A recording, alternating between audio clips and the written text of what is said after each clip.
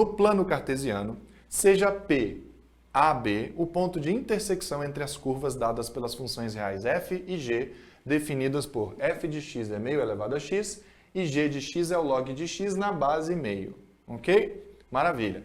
Então, se esse é o ponto de encontro, se o ponto P com as coordenadas A e B é o ponto de encontro, isso significa que existe um momento em que a minha f de x assume o mesmo valor que a minha g de x. Tá legal? Qual é o valor de x que faz com que a f e a g possuam o mesmo valor? É justamente o x igual a a, tá legal? Para a gente entender isso, a gente pode pensar no seguinte, ó, o f de a é igual ao b, ok? E o g de a também é igual a b, porque afinal de contas esse é um ponto que pertence às duas curvas. Legal? Então, se o f de a é igual a b e o g de a é igual a b, daqui a gente conclui que o f de a é igual ao g de a. Perfeito? Quem é o f de a? O f de a, a gente pode escrever aqui, né? O f de a é meio elevado a a. Se a minha f de x é meio elevado a x, então o f de a é meio elevado a a. Do mesmo jeito, quem é a minha g de a? A minha g de a vai ser o log de a na base meio.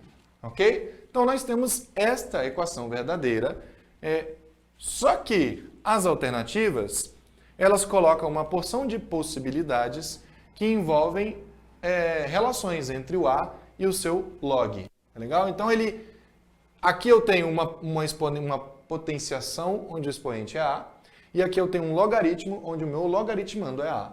Bom, então, o que ele fez ali? Ele isolou o a, colocou o a isolado de um lado, e do outro lado ele colocou logaritmos. Então é isso que a gente vai ter que fazer. Bom, uma tentativa que a gente pode arriscar, a gente percebe que a maioria das alternativas tem base 2 no meu logaritmo. E aqui eu tenho base meio. Então, uma coisa que a gente poderia fazer é pegar essa base meio e transformar numa base 2. Então, bora lá. Como é que a gente pode fazer isso? Vamos separar isso aqui. E aqui vai ser o nosso espaço de cálculos paralelos. Então, se eu quero pegar o meu log de a na base meio e transformar isso num log que está na base 2, né, eu lembro daquela regra de transformação de base. Eu coloco log na nova base, log na nova base, numerador e denominador. O numerador vai ficar com a base que já existia antes, que era a, e o denominador vai ficar com a base anterior, que é meio. Ok? Ou seja, o log de a na base meio é o log de a na base 2. Então, vai ficar igual a o log de a na base 2, sobre quem é o log de meio na base 2?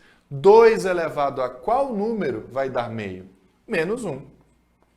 Certo? Log de meio na base 2 é menos 1, por quê? Porque se eu pego a base e elevo a menos 1, o resultado é o meu logaritmando. Tá bem? Então, a gente conclui, né, uma regra que algumas pessoas já têm memorizadas, o log de a na base meio é a mesma coisa que menos o log de a na base 2. Ok? Log de a na base meio é menos o log de a na base 2. E além disso, né, eu percebo que algumas alternativas, várias delas aparecem o 1 sobre a aí. Então seria interessante, além de saber esta relação aqui, seria útil também a gente ter uma outra, que seria log de a na base meio. Tem uma outra propriedade que diz que eu posso pegar o cara que está multiplicando o meu logaritmo e ele vira um expoente do meu logaritmando. Então eu teria igual a log de a elevado a menos 1. Eu pego esse menos 1 que está multiplicando, ele vira expoente. E a elevado a menos 1 nada mais é do que 1 sobre a. Então, eu tenho aqui duas relações que podem ser úteis para mim para chegar numa resposta que satisfaz as alternativas. Ok? Vocês percebam aqui que a gente já está num momento onde estamos mais familiarizados com as regras de potenciação e propriedades, tá bom? Então, eu estou tomando alguns atalhos. Se ficou obscuro alguma passagem do que eu estou escrevendo, faz a pergunta e a gente detalha, ok? Legal. Então, esse lado da equação, eu posso transformar ele, por exemplo, em Eu vou evitar o sinal negativo, tá bom? E eu vou usar esse aqui. Não quero trabalhar com sinal negativo. Então vai ficar log na base... Opa, faltou aqui na base 2, né? Log de 1 sobre A na base 2. Maravilha. E aqui ficou o 1 sobre 2 elevado a A. Ok? Que eu posso escrever como... Eu posso escrever isso aqui como 2 elevado a menos A. É legal? 1 sobre 2 eu posso escrever como 2 elevado a menos 1, e aí fica o A ali em cima. Legal. O que seria interessante aqui? Seria legal se eu pudesse isolar esse A. Normalmente, quando eu tenho uma equação, uma função exponencial de um lado, e eu quero o resultado do meu expoente, eu posso aplicar log de um lado e do outro da equação. Legal? Obviamente eu preciso respeitar algumas condições de existência, mas eu posso fazer essa aplicação. Qual é a condição de existência dos meus logaritmos?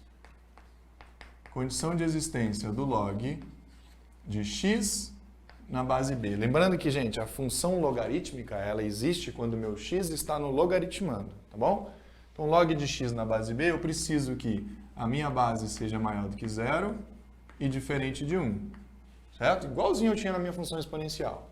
E o meu x precisa ser maior do que 0. É legal? O log pode ser negativo. O que não pode ser negativo é a minha base e o meu logaritmando. Além disso, o meu logaritmando também não pode ser igual a 1. Tá legal? E faz sentido, né? Porque o valor do meu log é b elevado a alguma coisa tem que dar x. Então, o meu x não pode ser negativo, porque ele é o resultado de b elevado à minha resposta. Tá bem? Legal. Então, para eu poder aplicar... eu preciso garantir, se eu vou colocar log desse lado e log desse outro, eu preciso garantir que esse cara é sempre positivo e que este cara também é sempre positivo. Tá bem? Vamos deixar isso para daqui a pouco. O que eu vou aplicar? Olhando as alternativas, todas elas têm base 2 ou meio. Então eu vou fazer o teste com log na base 2 primeiro e ver se a gente chega em algum lugar. Então eu vou colocar log na base 2 de um lado, log na base 2 do outro. Como a função log é injetora, certo? Para x diferente eu tenho resultados diferentes, então se isto é igual a isso, quando eu transformar cada um desses caras em logaritmando, a igualdade permanece. Então log na base 2 de 2 elevado a menos a é igual a log na base 2 de log na base 2 de 1 sobre a. Ok? Então aqui eu tinha esta igualdade, e aí, se isso é verdade, significa que o log disto e o log disto, se estiverem na mesma base, também são iguais, porque a minha função logarítmica é injetora. Tá bem? Bacana. Por que é interessante fazer isso, né? E por que escolher na base 2?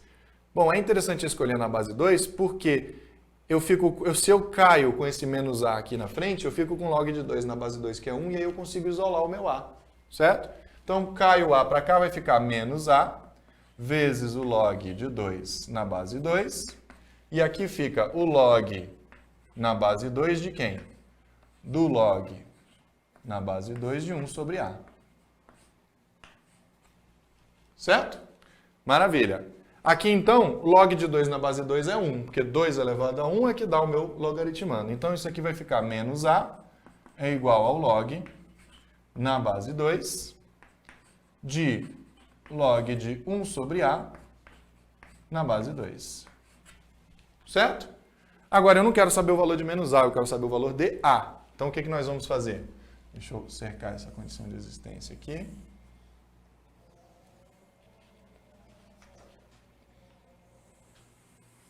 Eu vou isolar o a, então esse menos vai ter que passar para o outro lado. É como se eu multiplicasse por menos 1 de um lado e do outro da equação. Então, eu tenho a é igual a menos o log, né, na base 2 de toda essa expressão aqui. Log de 1 sobre a na base 2. Este é importante, é muito comum a gente ficar confuso, porque eu tenho o log do log, tá bom? Mas a gente precisa lembrar que o log, ele é um número como qualquer outro. Então, eu só estou escrevendo esse número de um jeito diferente, mas é um número. Log de um número na base 2. Mas quem é esse número? Aconteceu dele ser o log de meio de 1 sobre a na base 2. Só isso. Mas continua sendo um número. Então, não fique muito confundido com o fato de ser log de log, porque o meu logaritmando ele permite uma série de números, qualquer número que seja positivo, na verdade. Tá bem? Legal.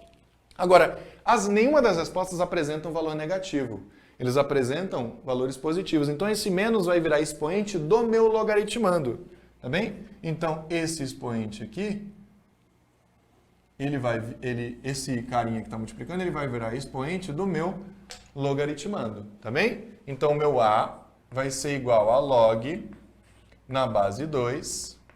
E agora, esse expoente menos 1 vai para o meu logaritmando, que vai ser log de 1 sobre A na base 2 elevado a menos 1. O que é um número elevado a menos 1? É só colocar o inverso dele, 1 sobre esse próprio número. Então, o A vai ser igual ao log na base 2 de 1 sobre log de 1 sobre A na base 2. Certo? Eu simplesmente fiz esse número elevado a menos 1. Olhando as alternativas, a gente percebe que a letra A é a que se encaixa nesta análise que nós fizemos. Então, a resposta certa aí é letra A. Uma observação importante que você não vai encontrar nas resoluções que tem por aí, né, dos cursinhos. Para a gente poder fazer essa aplicação de log na base 2 de um lado, log na base 2 de outro, né, que a gente usa essa propriedade da injetora, nós precisamos garantir que estes logaritmandos, tá? Isso aqui virou logaritmando na expressão de baixo. Esses logaritmandos precisam ser positivos. Então, a minha condição de existência, né, observação muito importante. Eu preciso ter 2 elevado a menos A, ou melhor, vou colocar de cima, né? Meio elevado a A precisa ser maior do que 0, ok? Isso sim, porque a função exponencial é sempre positiva. Mas eu também preciso ter o log de 1 sobre A na base 2, ele também precisa ser positivo. Tá legal? Então eu preciso garantir essas duas coisas. Para o log de 1 sobre A na base 2 ser positivo, isso aqui é uma inequação logarítmica, eu posso resolver ela da seguinte forma: log de 1 sobre A na base 2 maior, e agora eu coloco um valor de log que dá 0. Então vai dar log de 1 na base 2, certo? 2 elevado a 0 dá 1, então um resultado de log que dá 0 é quando quando o meu logaritmando é igual a 1, qualquer que seja a base. Quando eu faço a inequação, como a minha função logarítmica na base 2 é uma função crescente, se este log é maior do que este log, isso significa que 1 sobre A é maior do que 1. Tá legal? Primeira coisa eu precisava que 1 sobre A fosse positivo, porque ele é o logaritmando desse cara aqui. Então, 1 sobre A já tem que ser positivo. Então, de cara, aqui, eu preciso que o A seja positivo. Dado que o A é positivo, para que 1 sobre A seja maior do que 1, eu preciso ter simplesmente que o A esteja entre 0 e 1. Tá bem? Então, isso aqui só é válido se eu atender essa condição de existência. O A tem que estar entre 0 e 1. Tá legal? Eu percebo que, para ele estar entre 0 e 1, eu também estou satisfazendo a minha condição de existência anterior. Tá bom? Eu acho que a questão, ela acaba ficando falha nesse sentido. Tá bom? Era melhor que ele especificasse que o A está entre 0 e 1 para garantir a condição de existência. Senão, essa fórmula não é válida.